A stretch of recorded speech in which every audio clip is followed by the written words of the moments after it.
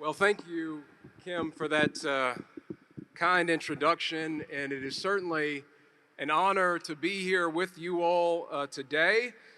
Certainly appreciate all of you all in which the way that you serve not only this region, but all 120 counties. I want to also thank Colby Hall, the SOAR Board of Directors and Summit sponsors, my good friend Carlos Cameron, as well as Congressman Hal Rogers.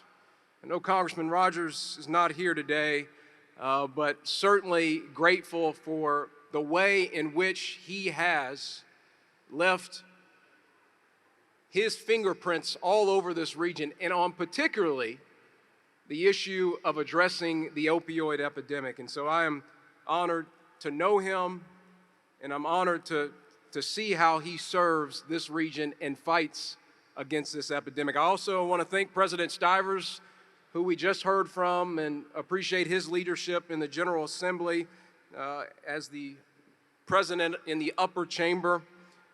Every day is a good day when we get to spend time in Eastern Kentucky, especially when I get to visit with so many fine people that are interested in the same effort to rid our Commonwealth of opioid addiction. And over the last 4 years, I've had the privilege of traveling the length and breadth of Kentucky, including the full reach of Eastern Kentucky. We've held town halls in Pikeville, Hazard, and Ashland to discuss the state of the opioid epidemic.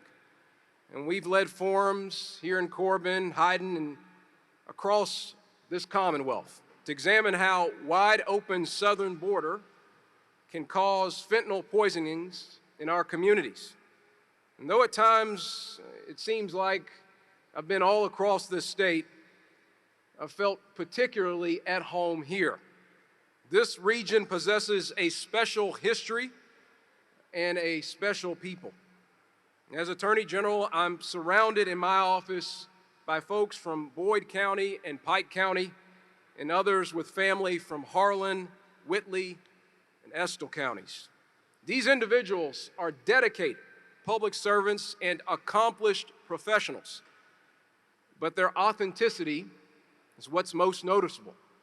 I have to think that at least in part it is attributable to your background as residents of Eastern Kentucky. Because here life is personal. Relationships with friends and neighbors form early and lasting friendships over the lifetime. Careers pass down from generation to generation, and everyone knows everyone's name. Here rests a realness and a connection unlike any other, a connection that makes triumphs and tragedies personal as well as communal. And the drug epidemic remains one of those tragedies.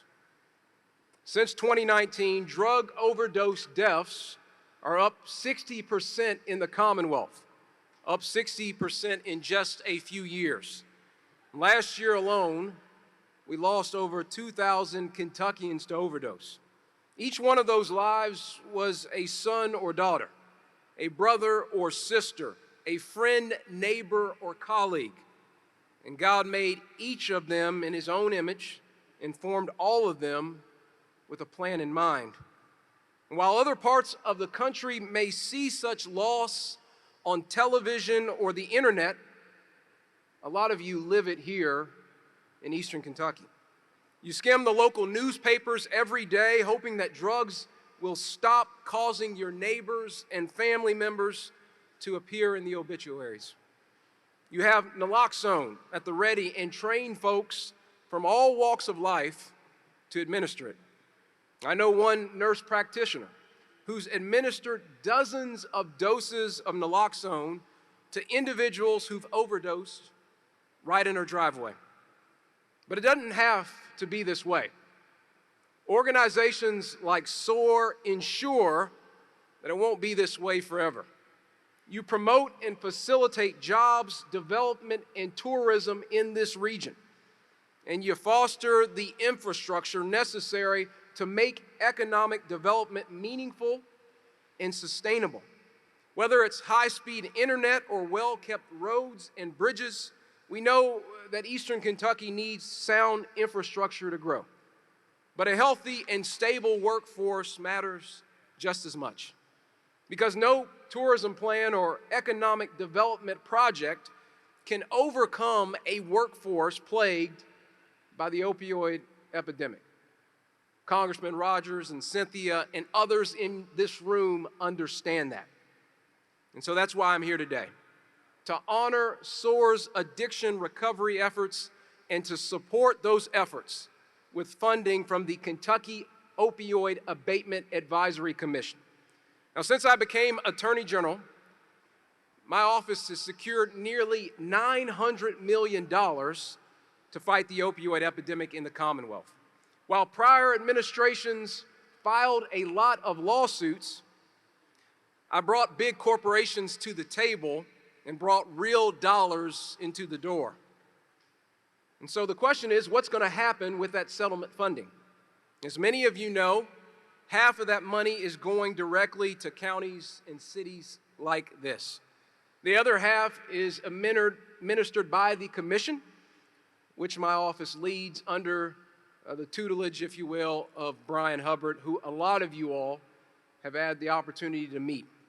In the past year, the commission has written regulations, organized town halls, reviewed hundreds of applications, and awarded $32 million for opioid abatement in Kentucky. Just yesterday,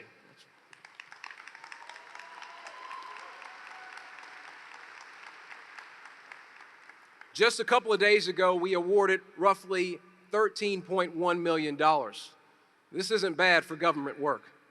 And today, I'm proud to announce that the commission has awarded SOAR a $600,000 grant. This money will help train recently released inmates in 21st century job skills. The program will target inmates with a history of drug addiction, connecting them with meaningful work and helping them avoid a relapse. We consider this $600,000 a down payment on this region's recovery. It will not solve our opioid epidemic overnight, nor will funding alone change the course of this epidemic.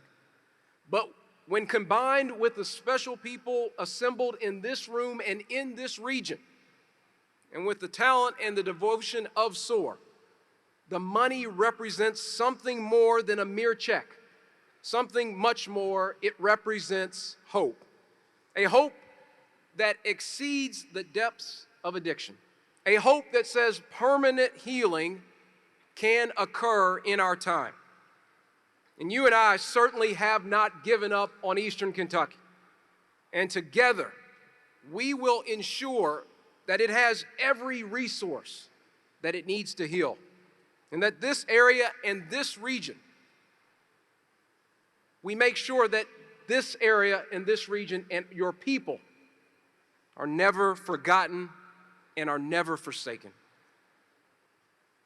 Now, if you don't mind, I'd love to have Colby and others from SOAR and Deputy Warden from East Kentucky Correctional Complex join me.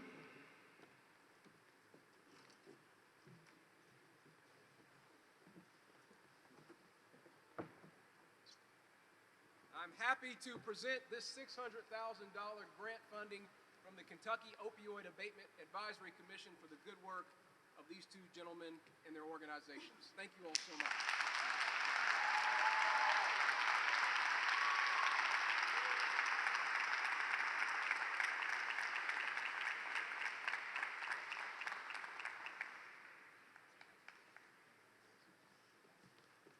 Thank you all so much. May God bless you and God bless our Commonwealth.